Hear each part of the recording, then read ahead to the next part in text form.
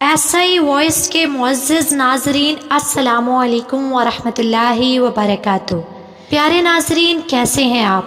امید کرتی ہوں آپ سب ایمان اور صحت کی بہترین حالتوں میں ہوں گے۔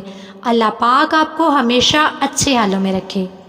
ایک مرتبہ امام عالی مقام حضرت علی رضی اللہ عنہ گھر میں تشریف فرما تھے کہ بی بی فاطمۃ الزہرا نے فرمایا، یا علی، میرا انار کھانے کو دل کر رہا ہے۔ امام عالی مقام حضرت فاطمۃ الزہرا کی خواہش پوری کرنے کے لیے گھر سے نکلے، حالانکہ انار کا موسم نہ تھا۔ آپ علیہ السلام ایک یہودی کے گھر پہنچے جو انار کی تجارت کرتا تھا۔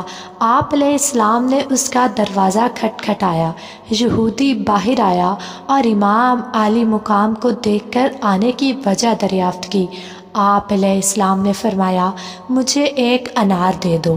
یہودی کہنے لگا، میرے گھر میں انار نہیں ہے۔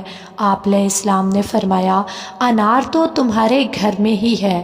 یہودی نے پھر کہا، میرے گھر میں انار کا ایک دانہ بھی نہیں ہے۔ آپ علیہ السلام نے فرمایا، انار تمہارے گھر میں موجود ہے۔ یہودی کہنے لگا، میں حضرت موسیٰ کا امتی ہوں اور یہ میں دعویٰ کرتا ہوں کہ میرے گھر میں انار نہیں ہے۔ امام عالی مقام علیہ السلام نے مسکرا کر فرمایا، میں بھی حضرت محمد صلی اللہ علیہ وآلہ وسلم کا داماد ہونے کے ناطے یہ دعویٰ کرتا ہوں کہ انار تمہارے گھر میں موجود ہے۔ یہودی کی بیوی پردے کے پیچھے کھڑی تھی اور یہ ساری باتیں سن رہی تھی۔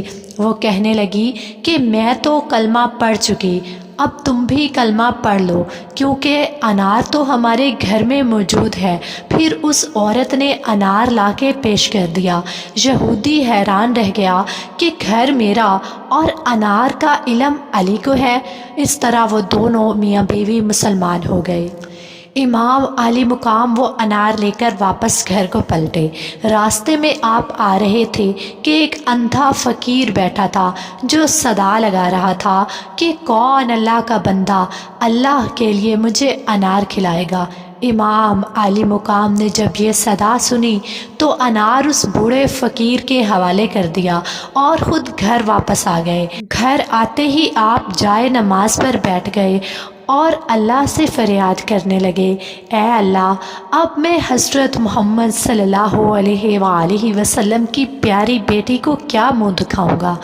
آپ علیہ السلام یہ دعائیں مانگ رہے تھے کہ ادھر حضرت فاطمۃ الزہرا نے فرمایا، یا علی، آپ کا بہت شکریہ، میں نے ایک انار مانگا تھا اور آپ نے 10 انار بھجوا دیے۔